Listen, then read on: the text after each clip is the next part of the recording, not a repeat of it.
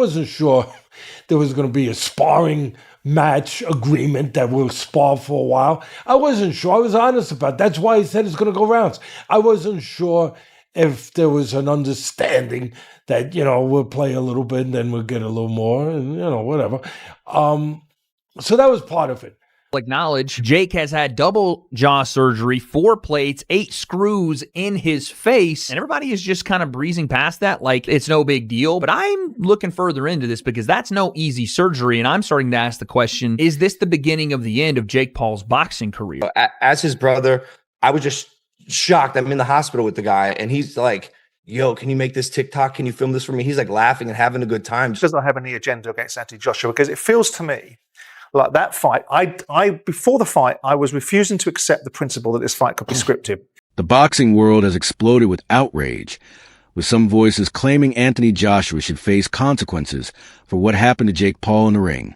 Critics point to the severity of Jake's injuries, including fractured jaws that reportedly required surgery and metal screws. Many experts have condemned the matchup itself, arguing that Joshua's power and intensity cross a line of safety. The aftermath stunned both fans and professionals, igniting serious debate about fighter protection and responsible matchmaking in major spotlight fights. Fighting, stay away from the power. You could call it running, and you'll be right. You can also say it's smart for a guy Jake's size and understanding that AJ is a fucking monster. It's also smart to fight that way. It's not the most aesthetically pleasing. It was not the most engaging for fans. Analysts Brian Campbell and Shaka Majwi delivered a thorough analysis of Jake Paul's latest bout with AnthonyJoshua, concentrating on tactical choices and the physical punishment Paul endured. They stated that Joshua's power inflicted major damage, including heavy shots that eventually forced Jake to undergo jaw surgery. To manage this, Paul leaned on movement and defensive tactics, circling the ring repeatedly to avoid being pinned on the ropes. Although this style lacked offense, it helped him survive more rounds than most expected against such a dangerous opponent.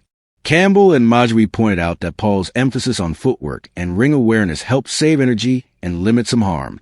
However, Joshua's sheer strength still caused clear injuries. The analysts stressed that Paul's approach highlighted the role of defensive planning in boxing, while also exposing the dangers of mismatched, high-stakes fights. Or could this be the end for him in terms of what he's doing in the boxing ring? Listen, so long as people will tune in and so long as Jake Paul is paid by Netflix or any broadcaster to air his fights, we're going to see this continue. And Jake Paul knows his business model, right? Now, this deviated, this AJ fight, which came together kind of last minute after the Tank Davis fight fell apart. But we know Jake Paul's MO here. It's find the most popular guy with the most physical disadvantages for me to fight. And Jake Paul has the benefit that he's turned himself into a villain, or in the pro wrestling circles, a heel. People tune in to watch. We did not tune into this fight to see competitive boxing. Most of us tuned in because we thought, here's AnthonyJoshua. Here's a 2-time unified heavyweight champion, a guy who physically just overwhelms Jake Paul. And we're finally going to get what Tyron Woodley and Anderson Silva, Nate Diaz were not physically fit, whether it be through their size, experience, or age to do, and that is knock out Jake Paul. And so because I don't really feel like we got that satisfying comeuppance that a lot of people have been waiting for, it kind of gives Jake Paul a little bit of mystique, I'd almost say, to still try and string this along. Now, I don't know in terms, he says he wants to be cruiserweight champion. I'm not quite sure what the competitive road there is, because let's make no mistake, the reason this fight lasted as long as it did is because Jake Paul focused exclusively on being elusive. He did his best, and kudos to him, right? He did a great job of not getting cornered. He was always on the gas until the gas sort of fell out from underneath him. And so I don't quite know, short of leveraging his popularity, how he's going to get to that title shot if he's not actually going to fight, like really fight an elite boxer. But if he's looking to make money, there's the KSI fight out there. There's the Tommy Fury rematch. There is ways for Jake Paul to sustain what he's doing. Former UFC champion Michael Bisping reacted forcefully to Jake Paul's decisive loss against AnthonyJoshua, labeling it a clear display of elite boxing. He explained how badly overmatched Paul appeared, pointing to the sharp accuracy and raw force behind Joshua's attacks. AJ's combinations and uppercuts boxed Paul in, leaving him with almost no space and revealing flaws in his defense and game plan. Bisping said the broken jaw and sustained punishment were consequences of meeting a larger, stronger, and far more experienced opponent, a level Paul had never faced before. He added that confidence and promotion could not shield Paul from the technical demands and physical reality of fighting a top heavyweight. Although Paul lasted several rounds, Joshua's control and damage highlighted the vast divide between world-class professionals and crossover fighters. Bisping concluded that the bout served as a harsh reminder of respect, preparation, and true skill in boxing. In my humble opinion, because I'm a big Anthony Joshua fan. Of course, I've been a supporter for the longest time. A rather lackluster, unmotivated Anthony Joshua that didn't look like he was being particularly nasty, right? Yeah, a lot of the time he was out of range, and okay, it is hard to land a shot on someone that's backing up and moving away the whole time. And there was a lot of times where he had him in the corner and he could have thrown a shot. And sometimes he was telegraphing his shots. And anytime he did go in to throw a punch, as I said before, JakePaul would shoot in and turn it into a wrestling match. And even when he wasn't shooting in, he was clinching a lot. This is boxing. It's not MMA, as we know. The referee should have done a much better job of getting in there and separating them much, much faster. As I say, it was the 6th round. I think it was the 4th round he got dropped twice. In the 5th round, he got through it. In the 6th round, caught him with the jab, then a glancing right hook. He goes down, and that was that. That was all she wrote, right? I did a live. There was about 9,000 people watching at one point. Nobody was particularly enjoying the matchup. Listen, okay? I respect both men. I respect anyone really that steps into the ring, okay? And certainly going up against Anthony Joshua, that was a tall task, okay? You know, metaphorically and figuratively, right? It was a tall task. It was a big job. It was a tough opponent. It was a mismatch, and it was, right? JakePaul never worried Anthony Joshua once. He never rung his bell. He never caused any damage. He never had him worried. He never did anything. It wasn't a fight. It was a display of how long can JakePaul last? Can he run away long enough for it to be credible? Following the bout involving JakePaul and Anthony Joshua, both boxers were said to make about $92 million apiece, turning it into one of the biggest paying contests in boxing history, broadcast worldwide on Netflix. Still, Joshua's payout took a huge blow because of taxation. As a British resident, competing in the United States, he remains liable for both American federal taxes and UK overseas tax duties, which may remove nearly $66 million from his income. This leaves his real take-home pay far lower than the advertised amount presented. By comparison, JakePaul, as a US-based boxer, does not encounter the extra UK tax load, enabling him to retain a greater share of his income even without winning the bout. The outcome shows how taxation can severely impact major global boxing purses and acts as a reminder that publicized earnings often vary sharply from the cash fighters truly get. Joshua has to pay, as you see here, a whopping $43 million. $43 million of his $92 million purse.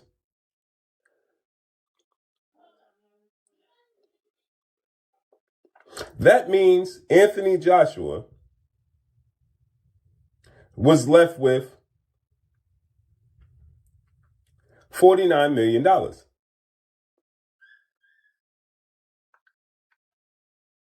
Right? Now, he also has to pay, I believe, 10% of that to his promoter, Matchroom CEO and promoter Eddie Hearn.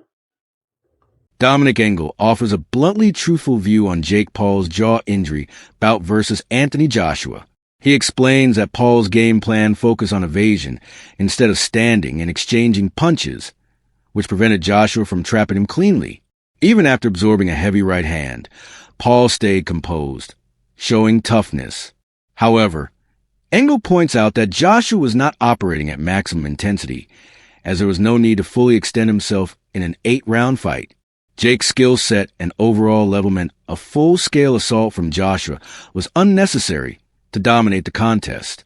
Engel likens this to Tyson Fury's showing against Ngannou, explaining that even top-tier fighters do not always appear sharp depending on opposition. He emphasizes that boxers often fight down to the standards set by their opponent rather than their highest capability. When Joshua landed clear punches, Paul felt the impact, yet overall, he survived without major peril, underlining both his defensive instincts and the measured pace of the fight. He's not going to stand and fight. And AJ's not the best at closing people off. And it's hard chasing somebody down who don't want to engage. And then he tagged him every now and again. So does it look bad on him because there was one right hook that he took was a serious shot, but obviously he didn't flinch from it. But the fact not really, because you'll take into consideration that you can get. There'll be no way. Well, AnthonyJoshua thought, if he hits me, there's a possibility he's going to hurt me. I felt a couple of shots early on in the fight. There's no way JakePaul at the level he's at, and who he's boxed and what he's done, that he's, and it's like AJ, like you say, he's got to have completely gone and be punch drunk for JakePaul to beat him. After the last fight against Dubois, people think, well, his jaw's gone there, he can't take a shot. Of course he can take a shot. And it's weighing up the opposition, and he weighed up the opposition. And he's not going to be training like he trained for Usyk or for the big fights. He won't do that because they can't get motivated enough to do it. They'll do enough to do the rounds. What was it, an 8-rounder? Yeah. So, same again. So he did enough. He never looked in any trouble. It didn't look great, but Tyson Fury didn't look great against Ngannou, did he? But who did he box after Ngannou? Was it Usyk? Exactly. Yeah. But you would have never thought, looking at the performance against Ngannou with Tyson, you would never have thought that he put in the performance he did against Usyk. So you think it's more of a case of you kind of, no matter how good you are and how much you train, if the opposition isn't great, you sometimes you're going to box at the level of the opponent because the opponent makes you fight at that level. That's quite a fair. So, but when AJ did do what he got to and manages to land, he got him. He emphasizes that lasting opposite of boxer Joshua's level demanded bravery and toughness, and the bout stood as a harsh warning of the bodily threats built into boxing, showing that hype alone cannot ready anyone for top competition. JakePaul's mom stunned the fight world by confronting AnthonyJoshua and Eddie Hearn following her son's bout. She voiced fury toward Hearn, stating she wanted to strike him first because he sat grinning while Jake suffered inside the ring. She blamed both Joshua and Hearn for failing to halt the contest earlier, believing that her son absorbed needless damage. Her eruption underscores the powerful emotions and protectiveness around Jake, mirroring the genuine worries about fighter welfare. Fans and commentators labeled her response as extreme, yet reasonable given the violent reality of the bout and the dangers Jake faced beneath Joshua's force. That ring and punch, Eddie Hearn, for instance. Yeah. Why? Why Eddie Hearn? Because I don't like his smug face. You don't like his smug face? No. Literally thinks he's better than everybody in the world. Shit-eating grin. I said the exact bro. Jake's over there, like, struggling, and he's sitting over there smiling like the cat who swallowed the canary. Guess what? Did he fucking get in the ring? Do you think he was happy with what happened to Jake? Oh, of course. Yeah, for sure. Oh, my God. Now, this is coming from a mother, too, guys. So I just want y'all to understand it. This is a mom. But at the end of the day, it's his job to laugh. Because, hell, I was laughing at Jake Paul. I can't even lie. I'm not a big Jake Paul fan. But, part of the process. We got to report on this stuff. But Mama Paul, hella mad.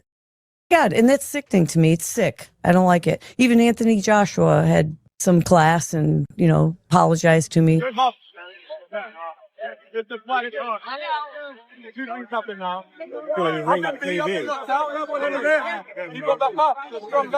Did he really? Yeah.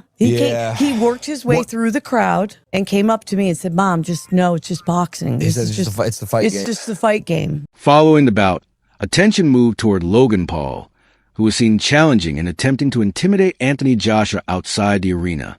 At the same time, JakePaul appeared in the hospital, clearly in pain and recuperating from the devastating knockout that resulted in a broken jaw.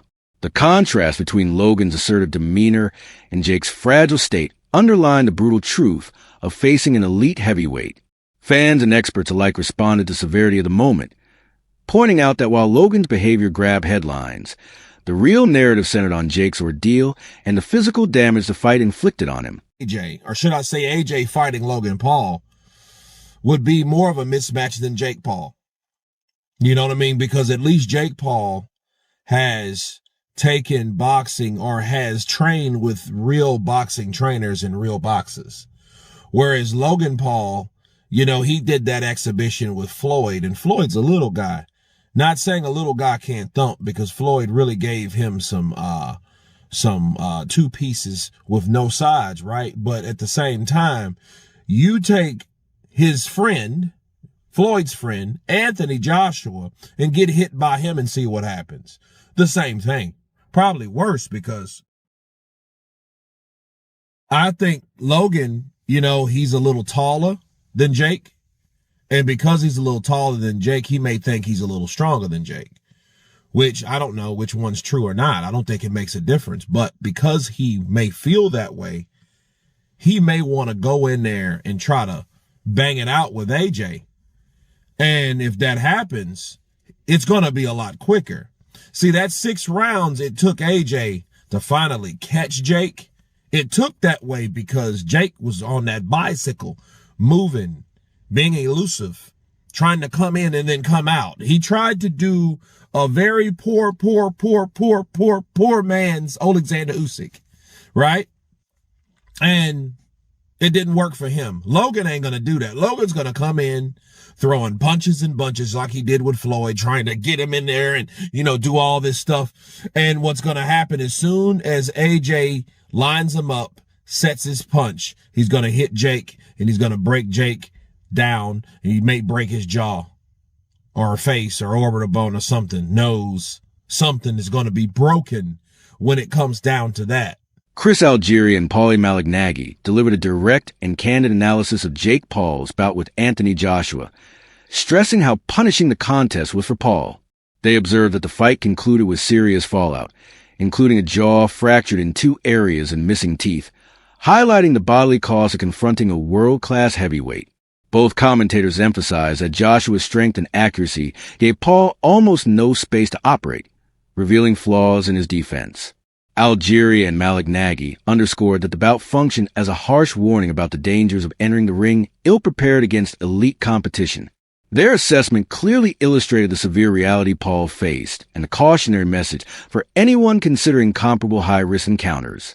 And Ngannou that fight. Yeah, Ngannou, he's got balls. Ngannou's got balls, man. He went out there and he tried to fight, tried to win. Jake Paul didn't try to win at any point during the fight. He was just trying to survive. And I think that's actually ultimately going to hurt him with boxing fans. Yeah, what do you think, Paulie? I mean, you talked about the in and out kind of style, kind of hits and runs, and you said that A, it runs out your legs. He was exhausted a couple rounds into the fight, and B, it only saved him for so long. He doesn't have the boxing skills to box on the move anyway. Once I saw the big ring, I knew he was going to run for his life.